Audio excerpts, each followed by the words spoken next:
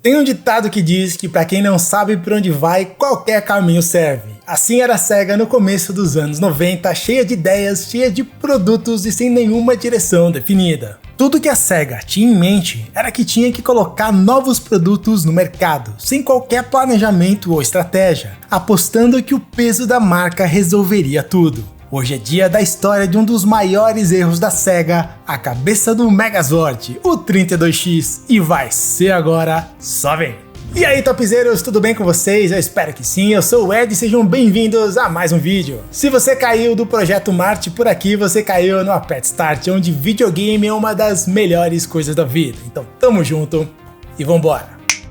Esse é o 32X, um add-on.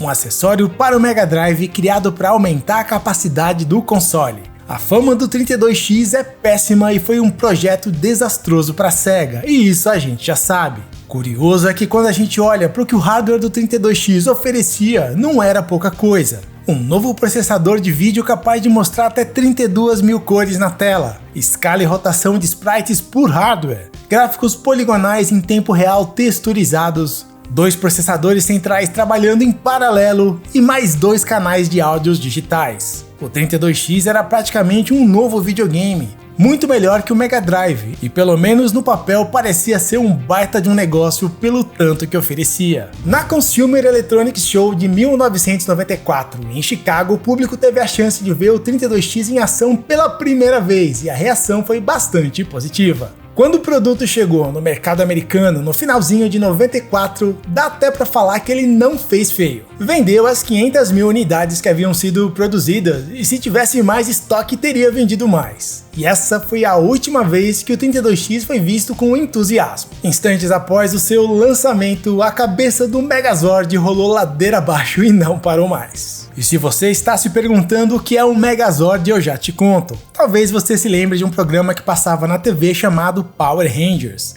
porque foi uma série bem conhecida aqui no Brasil. Foi a versão americanizada das séries de monstros japonesas, daquelas que um grupo de heróis super coloridos lutam contra ameaças que querem dominar a Terra. Os Power Rangers tinham um ataque supremo para finalizar as lutas. Cada Power Ranger individual pilotava parte de um robô, que quando se juntavam formavam um mega robô, o Megazord. E o que isso tem a ver com a SEGA e com o 32X, a gente já vai entender.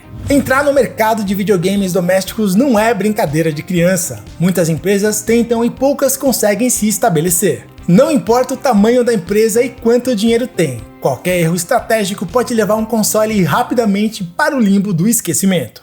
Pergunta para a Mattel com o Intellivision, pergunta para a Apple com o Pippin, basta olhar para o Stadia, bancado pela Google, uma das empresas mais ricas do planeta e até agora não conseguiu embalar no mercado. Então, quando uma empresa consegue se estabelecer e consegue um caso de sucesso, é natural que ela se agarre a esse sucesso com todas as forças, para todo sempre, até esmagar, exatamente como a Felícia fazia no Animaniacs. O Mega Drive, também conhecido como Genesis nos Estados Unidos, foi esse sucesso para a SEGA, e ela não queria desgrudar desse sucesso de jeito nenhum. O próprio Mega Drive não foi um sucesso imediato, ele chegou no Japão em 1988 e não teve vida fácil. Encarou a concorrência do PC Engine e mais tarde do Super Famicom, e passou grande parte da sua vida ocupando o terceiro lugar na lista de preferências do povo japonês. Parecia que a mesma história iria se repetir na América, mas a chegada de um executivo que entendia muito do mercado americano mudou tudo. Esse executivo foi o Tom Kalinske, e ele criou uma estratégia super agressiva, arriscada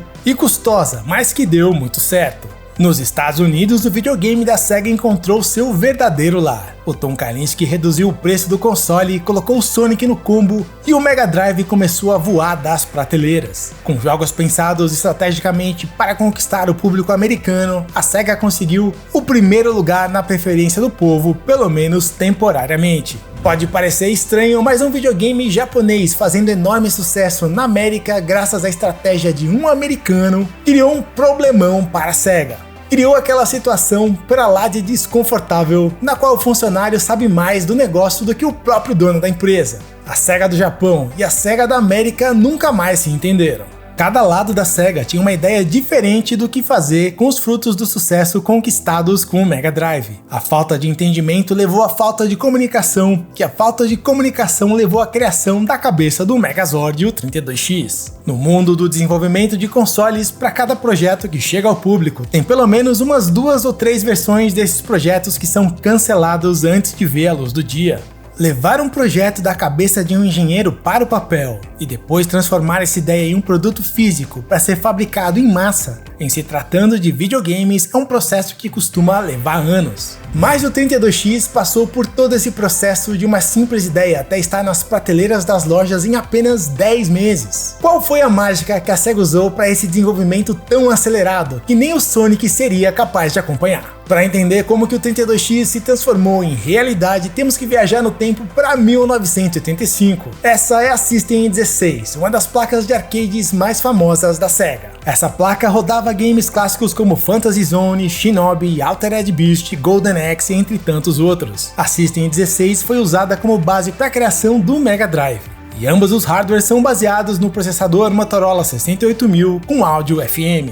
No entanto, pensando em cortar custos, a Sega fez do Mega Drive uma versão empobrecida e econômica da System 16, com uma paleta de cores muito menor e sem os efeitos visuais de escalonamento nas sprites, também conhecido como zoom. Eu te conto isso para que você entenda que quando o Mega Drive chegou, ele foi suficientemente impressionante naquele momento. Conseguia mover muitas sprites e fazer rolagem de tela com bastante velocidade, mas não ia muito além disso. Quando o Super Famicom chegou em 1990, do ponto de vista do hardware, a tecnologia dentro dele era novinha em folha e feita sob medida. O console da Nintendo tinha muito mais a oferecer, especialmente na questão das cores e dos efeitos de imagem. Por outro lado, em 1990, a tecnologia dentro do Mega Drive já tinha 5 anos de idade e passava longe de ser de ponta. Ficou claro que se nada mudasse, os dias do Mega Drive estariam contados e alguma coisa tinha que ser feita. Esse foi um momento crucial na história da Sega. Ela podia ter começado a se dedicar de corpo e alma a um novo console, já pensando na geração seguinte. Só que a gente sabe que ela não fez isso, porque o Saturn só começou a ser desenvolvido para valer em algum momento entre 92 e 93. A treta é que, embora o Mega Drive não fosse bem no Japão, na América ele era a galinha dos ovos de ouro da Sega. E ela não queria abrir mão disso de jeito nenhum, porque o que vale é grana no bolso e os boletos são eternos. A solução que a Sega abraçou foi ganhar tempo, procurando maneiras de estender a vida útil do Mega Drive pelo maior tempo possível. A arquitetura do Mega permitia que certas coisas fossem adicionadas para dar funções a mais para o console. Por exemplo, você conhece o Power Base? Esse foi um acessório que deu boa. Basicamente, o Power Base tornava o Mega Drive compatível com o Master System, o videogame da geração anterior da Sega. Quase como num passe de mágica, era possível usar os cartuchos do Master System, e o número de games que poderiam ser jogados no Mega Drive aumentou. Games de Master System já existiam no mercado, não foi preciso criar nada novo para tirar vantagem do Power Base. Ou seja, foi um acessório que conseguiu trazer mais valor ao Mega Drive e fez isso da forma correta, sem dividir a base instalada do console. E vale a pena repetir, sem dividir a base instalada do console. De forma simples, a base instalada significa a soma de todo mundo que comprou um determinado console. Quando uma desenvolvedora faz um jogo para um console, ela está contando com essa base instalada para ter uma ideia do quanto pode conseguir vender. E do lado do consumidor vale a mesma coisa. Quanto mais gente tiver um console, maior é a chance de ter mais jogos feitos para ele. Não dividir a base instalada é um conceito muito importante e eu diria vital. Um conceito que a Sega não conseguiu compreender durante toda a sua trajetória, especialmente quando o assunto era o Mega Drive.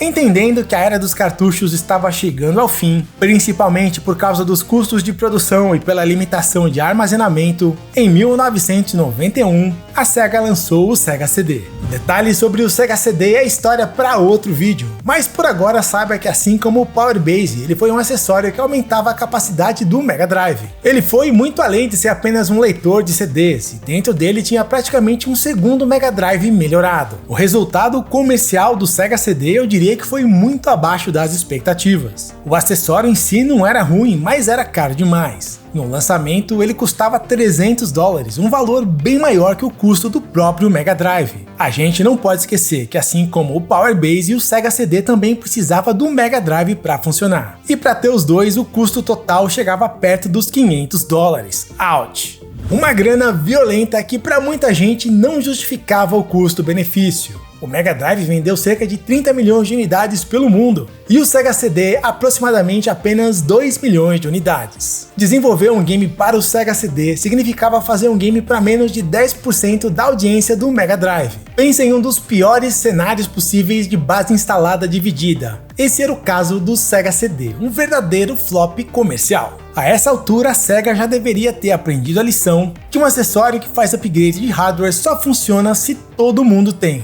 se a vasta maioria das pessoas comprarem. Caso contrário, vira um super caro peso de papel. No comecinho de 94, o projeto Saturn, que era o próximo console de verdade da Sega, já estava em andamento. No entanto, havia uma falta de confiança de que ele ficasse pronto para o Natal daquele mesmo ano. Em pânico, com medo de passar a janela de vendas de fim de ano sem um produto novo na prateleira, os executivos da Sega da América e da Sega do Japão se reuniram em uma conversa telefônica para discutir o que fazer. E se você tá curtindo o vídeo até aqui, o que você tem que fazer é não esquecer de deixar o like e se inscrever se ainda não for inscrito. Não deixe para depois, senão você acaba esquecendo. Faz isso agora, porque é assim que você fortalece o canal. O que rolava é que a Sega estava se sentindo ameaçada pela chegada dos consoles da nova geração, o Jaguar da Atari e o 3DO, que de fato eram tecnicamente muito superiores tanto ao Super Nintendo quanto ao Mega Drive. Ignorando completamente o fiasco comercial que aconteceu com o Sega CD, os executivos da Sega chegaram a um consenso. A solução encontrada foi um novo acessório, um outro upgrade de hardware, dessa vez para levar a capacidade do Mega Drive ao patamar da próxima geração.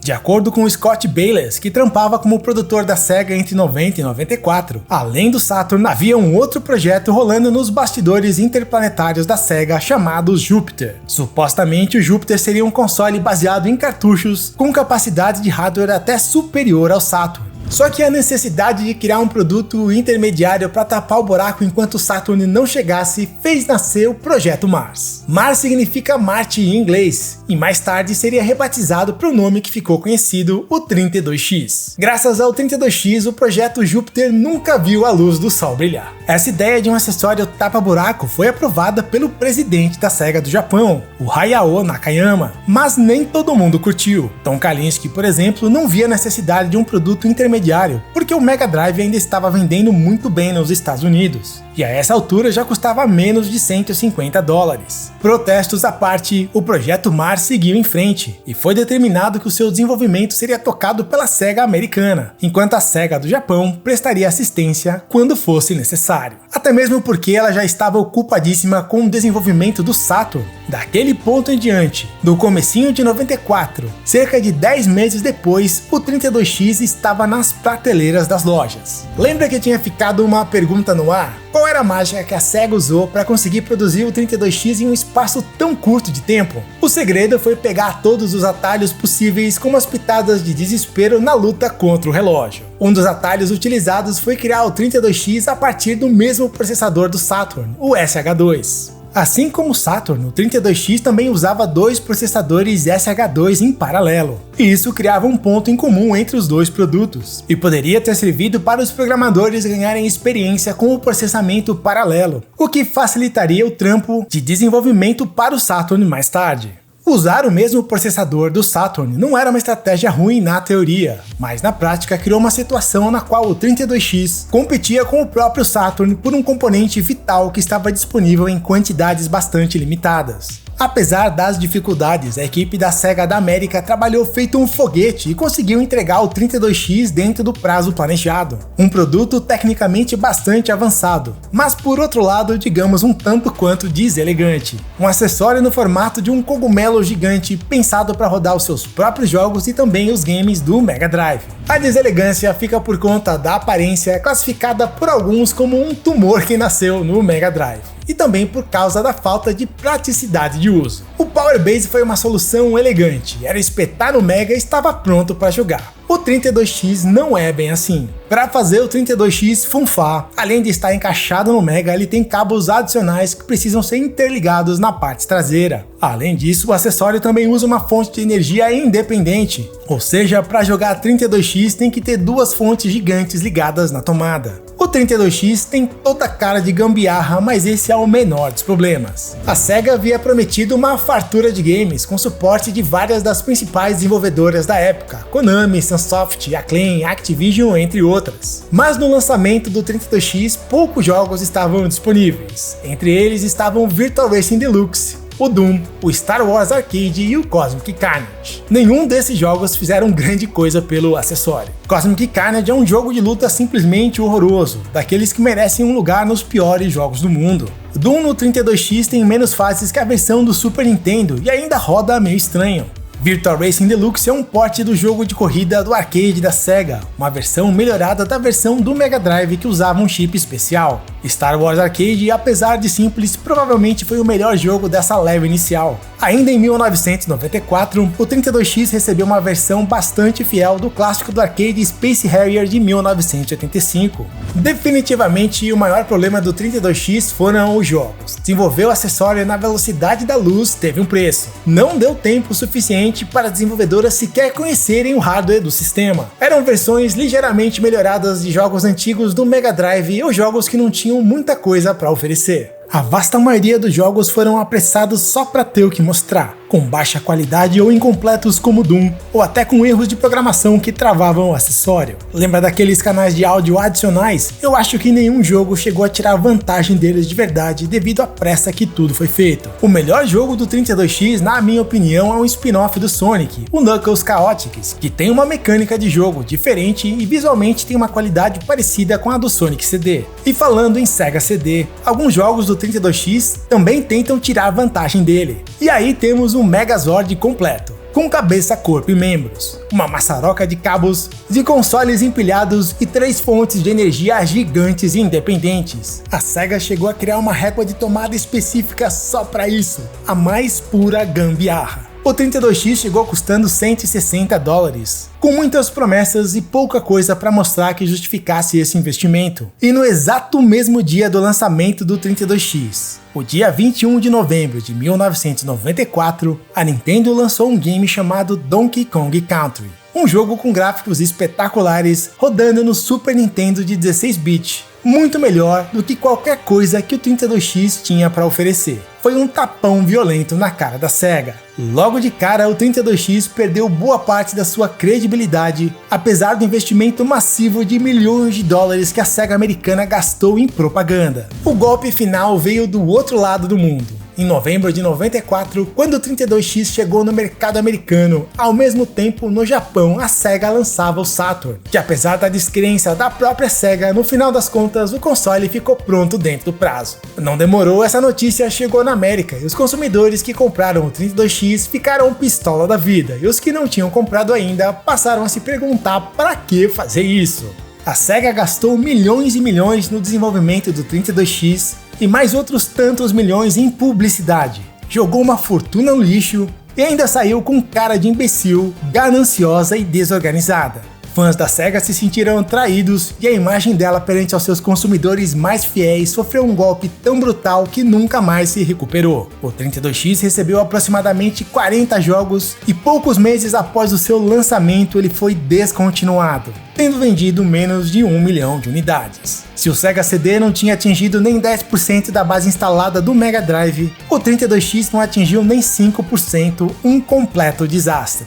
E acreditem ou não que mesmo enquanto o desastre acontecia, a SEGA tinha planos de lançar um outro produto com o Mega Drive 32X integrados, o Neptune, que claro, nunca viu a luz do dia. Por algum motivo, no começo dos anos 90, a SEGA estava obcecada em lançar produtos no mercado. Ela criou uma insana quantidade de produtos diferentes em um curto espaço de tempo e não aprendia com os próprios erros. Observando o que aconteceu com o Sega CD, dava para prever a quilômetros de distância o que iria acontecer com o 32X. Foi um erro que poderia ter sido evitado a qualquer momento com uma simples ligação. Bastava alguém da SEGA do Japão ligar para a SEGA da América e dizer: olha, tá tudo dando certo com o Saturn e vai ficar pronto no prazo. Pode parar com o 32X porque não vamos precisar dele. Ao invés disso, a SEGA deixou o projeto 32X rolar livremente, perdeu uma verdadeira fortuna no processo e, pior que isso, enterrou a sua reputação de forma irreversível. Depois que uma empresa perde a confiança do consumidor, não tem jeito, é game over. O 32X foi um erro que custou caro demais para a SEGA. Tem bem poucos 32X em circulação e muitos estão quebrados. Você já viu um 32X funcionando? Curte algum jogo nele? Você acha que ele foi um produto incompreendido ou foi um produto pior que uva passa? Me conta aí nos comentários. Quero dar as boas-vindas aos novos membros do canal, o Retro Game Japão, a Erika Pompermaia, o Gustavo Santos, o Lobo Guru, o Pedro Resplandes, o Anderson dos Santos, o Henrique Matias, Motivação para Todos, o Alessandro Cunha e ao Fernando Henrique, que renovou e está com a gente por 3 meses. Muito obrigado pela força que vocês dão pro canal, ajuda demais. Espero que você tenha gostado do vídeo e se por acaso você tem um amigo que gosta desse assunto, compartilhe o vídeo com ele, que assim você ajuda o canal a alcançar mais pessoas. Valeu pela presença e como sempre, jamais se esqueça que videogame é uma das melhores coisas da vida. Paz!